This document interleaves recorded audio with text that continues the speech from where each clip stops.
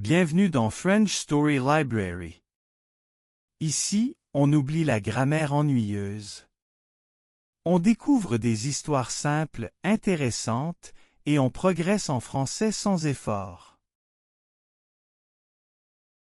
Le contrôle de soi est une compétence très utile. Il aide à rester calme dans une situation difficile.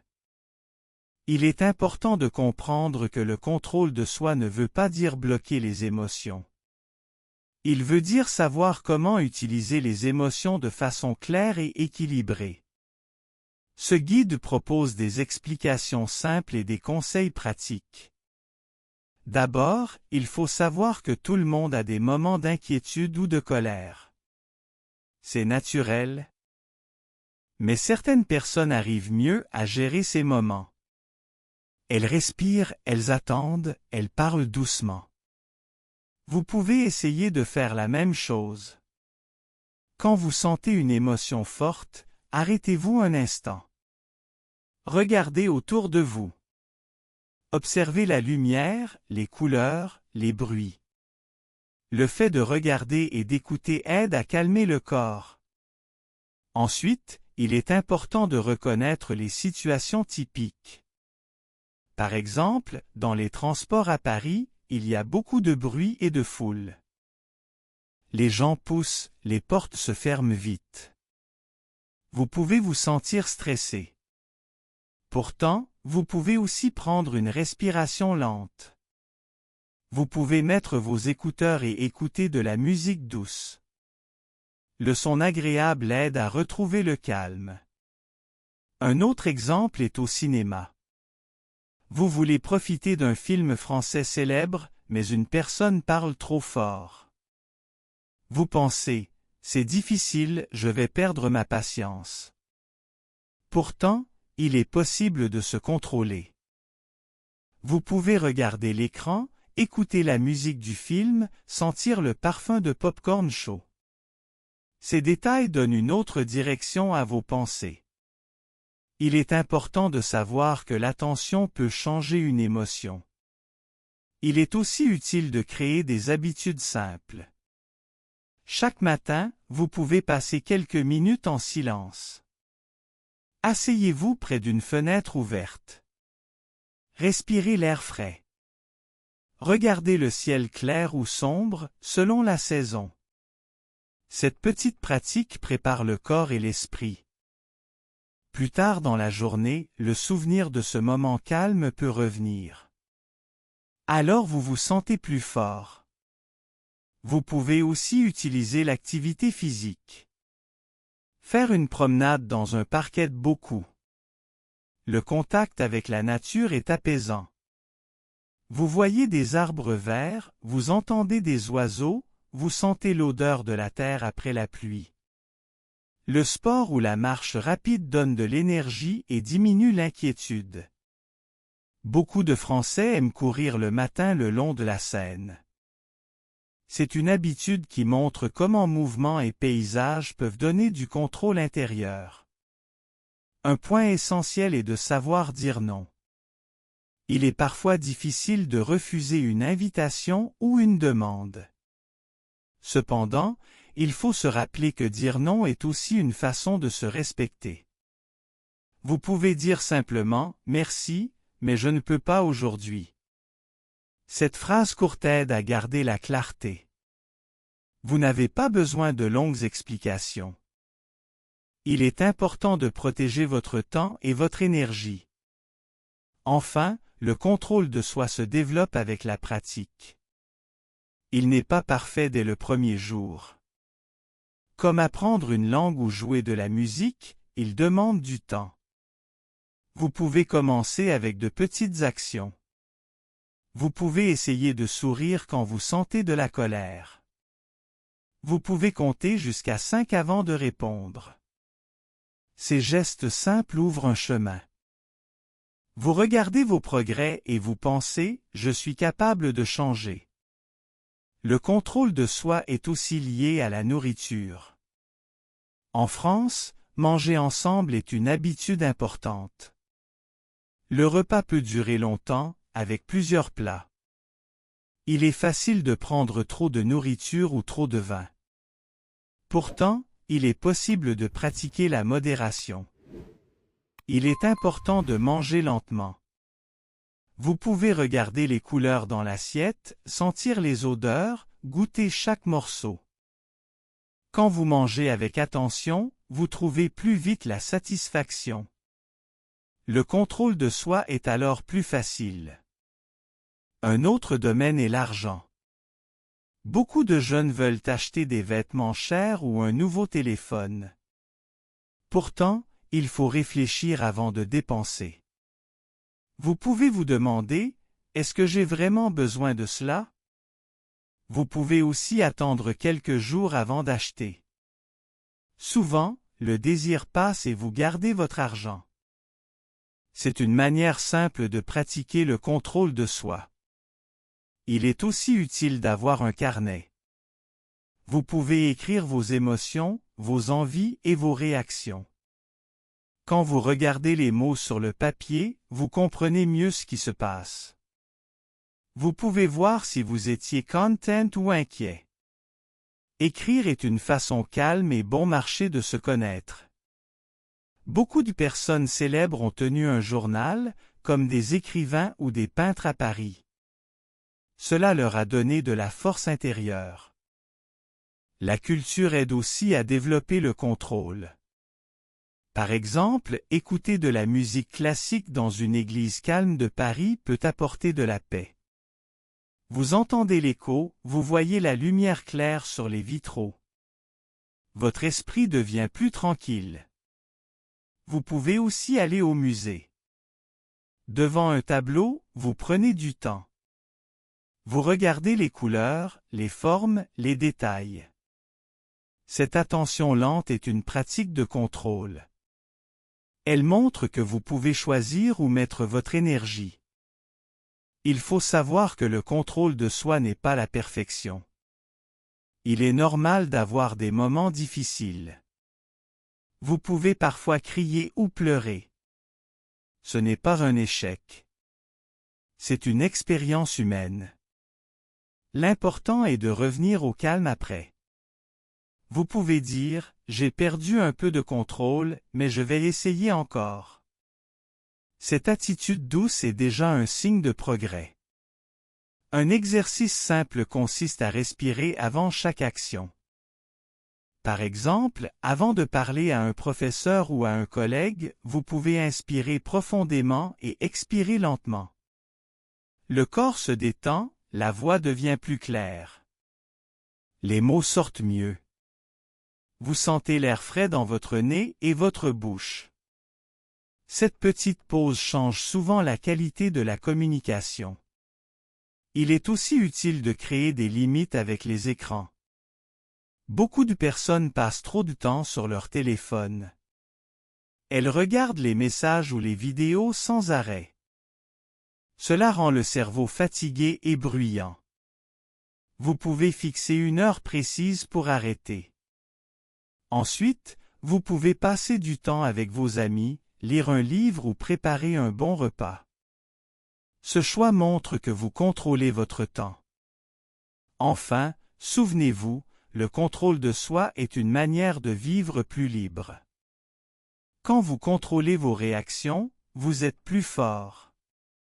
Vous ne dépendez pas des autres ou des choses extérieures. Vous regardez la vie avec plus de clarté. Vous pensez, je peux choisir ma réponse. Cette idée simple donne confiance et sérénité. Le contrôle de soi est aussi important dans le travail ou les études. À l'école ou au bureau, il y a parfois du bruit, des tensions ou des délais. Vous pouvez sentir la fatigue et l'impatience. Pourtant, il est possible de garder la concentration. Il est important de faire une pause courte toutes les heures. Vous pouvez boire un verre d'eau, regarder par la fenêtre, respirer lentement. Ces petits gestes donnent de l'énergie et évitent la perte de contrôle. Dans une bibliothèque, le silence est présent. Vous entendez seulement le bruit des pages qui se tournent. Cet endroit calme aide à pratiquer la patience. Vous pouvez passer du temps à lire ou à écrire. Le contact avec le papier, l'odeur des livres, la lumière claire sur la table, tout cela renforce la concentration. Vous apprenez que le contrôle de soi est plus facile dans un lieu organisé et propre. Un autre exercice utile est la planification. Quand vous savez ce que vous devez faire, vous êtes plus tranquille. Vous pouvez écrire 3 tâches simples pour la journée. Ensuite, vous faites une chose à la fois. Cette méthode est facile et réduit l'inquiétude. Beaucoup d'étudiants à Paris utilisent un petit agenda. Ils notent leurs cours, leurs révisions, leurs activités. Cet outil aide à mieux gérer le temps et les émotions. Il est aussi intéressant de pratiquer une activité artistique. Le dessin, la musique, la danse ou la cuisine demandent de la patience. Quand vous préparez un gâteau français, vous devez mesurer le sucre, mélanger doucement, attendre la cuisson. L'odeur chaude sort du four, vous regardez la couleur dorée du gâteau. C'est un exercice concret de contrôle. Vous devez attendre sans ouvrir la porte trop tôt. Il faut savoir que le corps et l'esprit sont liés. Si vous dormez peu, le contrôle devient difficile. Le manque de sommeil rend les émotions plus fortes. Il est donc important d'avoir un rythme régulier. Aller se coucher tôt, garder la chambre propre et sombre, éviter trop de bruit, ce sont des conditions simples pour bien dormir. Le matin, le corps est plus léger et l'esprit est plus clair. Un autre domaine est le sport. Jouer au football ou au tennis demande du contrôle. Il faut attendre le bon moment pour frapper la balle. Vous devez observer le terrain, écouter les bruits autour, sentir le mouvement du corps. Le sport apprend la patience, la discipline et le respect des règles. Beaucoup de Français aiment pratiquer le judo, un art martial. Dans ce sport, le respect et le contrôle de soi sont essentiels. Il est aussi important de penser aux relations avec les autres. Quand un ami dit une parole dure, la réaction rapide est de répondre fort. Pourtant, il est possible de se retenir. Vous pouvez écouter d'abord, puis parler calmement. Dire des mots simples comme « je comprends » ou « merci de me dire cela » change la situation. Vous montrez que vous savez contrôler votre voix et vos émotions. Enfin, le contrôle de soi ne veut pas dire vivre sans plaisir. Il veut dire choisir le moment et la mesure. Vous pouvez aimer le chocolat, mais manger un petit carré suffit. Vous pouvez aimer regarder des films, mais limiter le temps est plus sain. La liberté vient quand vous savez mettre des limites. Vous regardez vos choix et vous pensez « je suis maître de moi ». Le contrôle de soi est aussi utile dans les transports. Dans le métro de Paris, il y a souvent beaucoup de monde. Les wagons sont bruyants et l'air est parfois chaud. Vous pouvez sentir la sueur, entendre les annonces fortes, voir les gens pressés. Dans ce contexte, il est facile de perdre patience. Pourtant, il est possible de pratiquer le calme. Vous pouvez écouter une chanson douce, regarder une affiche colorée, respirer lentement. Ces gestes simples transforment un moment difficile en exercice de maîtrise. Dans les voyages en train, il faut parfois attendre longtemps. Le train peut être en retard. Vous regardez encore l'horloge, vous pensez que le temps passe lentement. Mais le contrôle de soi aide à rester content. Vous pouvez lire un livre, écrire une carte postale ou simplement regarder le paysage. La vue des champs verts ou des montagnes claires donne de la paix intérieure. Le contrôle de soi est aussi nécessaire dans les achats. Dans un marché français, il y a beaucoup de produits, fromage, pain chaud, fruits frais. Les odeurs sont fortes, les couleurs sont vives, les vendeurs parlent avec énergie. Vous voulez tout prendre.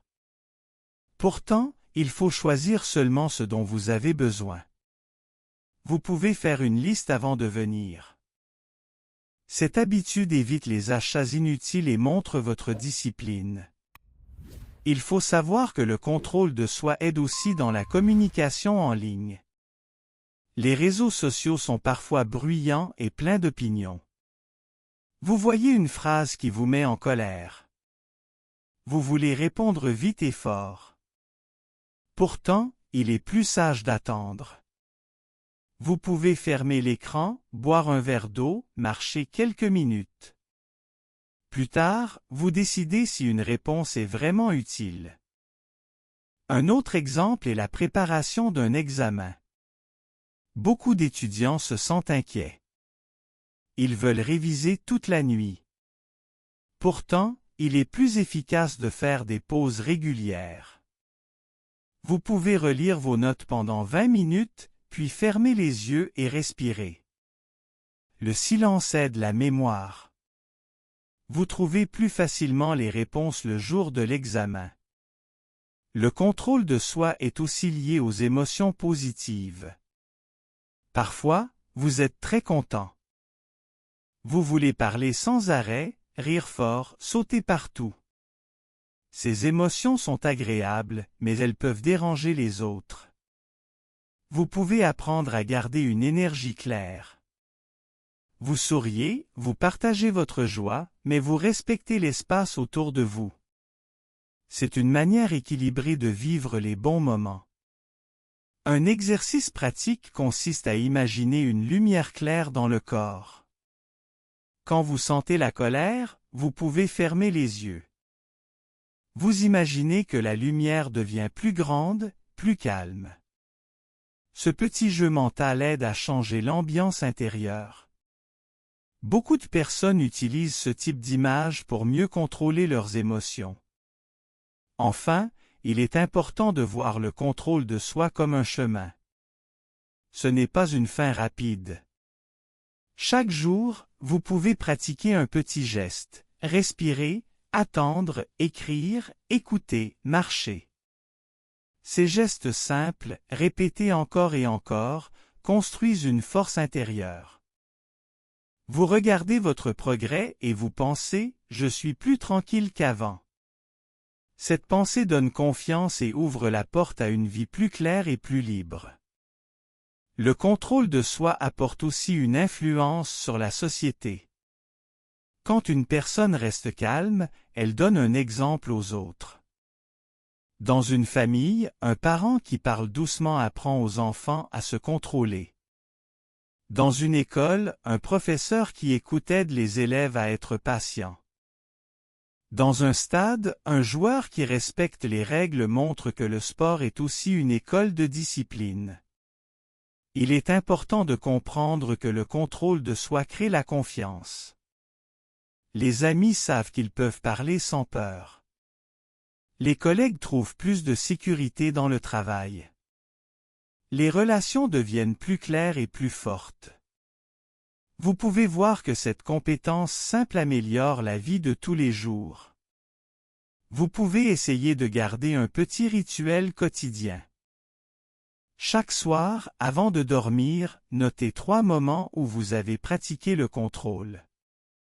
Peut-être vous avez attendu calmement dans une file, ou peut-être vous avez refusé un achat inutile. Ces petits succès construisent une mémoire positive. Plus tard, dans une situation difficile, vous vous rappelez ces exemples et vous pensez « je sais le faire ». La culture française offre aussi des images utiles. Par exemple, dans le théâtre classique, les acteurs contrôlent leur voix et leurs gestes. Ils apprennent à mettre de l'émotion mais avec mesure. Dans la cuisine française, la patience est essentielle. Il faut parfois attendre plusieurs heures pour un plat qui mijote. Le résultat est riche en goût et en odeur. Ces traditions montrent que la maîtrise et la lenteur sont des valeurs respectées. Il faut savoir que le contrôle de soi ne supprime pas la liberté. Au contraire, il l'augmente. Quand vous contrôlez vos envies ou vos colères, vous choisissez vraiment. Vous ne suivez pas seulement une impulsion. Vous décidez avec clarté. Cette liberté intérieure est précieuse. Enfin, souvenez-vous, le contrôle de soi n'est pas seulement personnel. C'est aussi une contribution au monde. Un individu calme peut calmer un groupe. Une personne patiente peut éviter un conflit. Une communauté qui pratique la discipline vit dans plus de paix. Le guide pratique que vous avez lu n'est pas une règle stricte. C'est une invitation. C'est un chemin pour vous, pour vos proches, pour la société.